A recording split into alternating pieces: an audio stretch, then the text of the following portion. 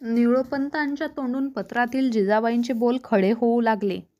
ज्येष्ठ शुद्ध द्वादशेस गुरुवारी 10व्या घटिकेस थोरल्या सुनबाईस पुत्ररत्न प्राप्त झाले. जगदंबेच्या आशीर्वादाने करून आम्ही थोरल्याहू झालो. त्या बोलांनी राजांचे मन नाहून निघाले. धावणीचा शिगोटा पार पसार झाला. निळोपंतांनी पत्र पुन्हा थैलीत घालून लाल गोंड्यांचा परत फासबंद आवळला आणि सप सप सप करीत टपटपीत पान थेंबाची टिपरी घुमवीत वळीवाने आपली बेहोश मारगिरी सुरू केली. हा हा म्हणता राजांसह सारे वेडावल्या आकाशाखाली निथळून निघावले. राजांच्या टोपावरची धाडीवरची तांबड माती वळीवानं पार पिटाळून लावली. तिची जागा पावसाच्या मोती थेंबांनी घेतली.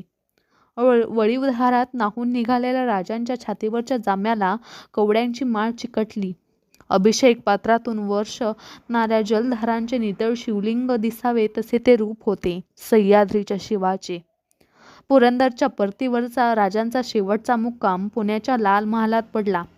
या लाल महालाशी त्यांच्या कैक आठवणी जखडबंद झाल्या होत्या.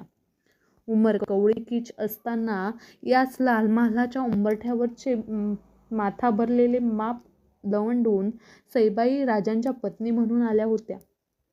यावेळी एवढं भलं मोठं माप त्यांना दिसलं कसं नाही याचं राजांना हसू आलं होतं.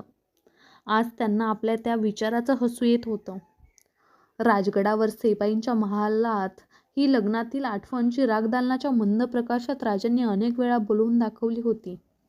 त्या आठवणी मनात घोळवीत राजे लाल महालाच्या माळवदावर आले. हात जोडून त्यांनी उगवत्या सूर्याचे डोळ्याभर दर्शन घेतले. भोवतीचे छोटेखानी पुणे निहाळले. केदारवेस कुंभारवेस यांची तटबंदी धरलेले छोटेखानी पुणे दुडदुडीत दह्यांच्या लोटक्यासारखे दिसत होते. ते बघता बघता राजांना 15 सालापूर्वीचे काळ आठवला. 15 वर्षापूर्वी हे सगळं गावठाण तसनच झालं होतं. त्याचं सुरूरपण सुकून गेलं होतं. या बेचिराग मातीला आऊसाहेबांनी बोलतं केलं. मासाहेबांचा हात पाठीवर घेऊन या बरड जहांगीरीत सोन्याचा फाळ लावलेल्या नांगराच्या खुंटाळीला आम्ही हात घातला. इथनं आमच्या मनसुब्याला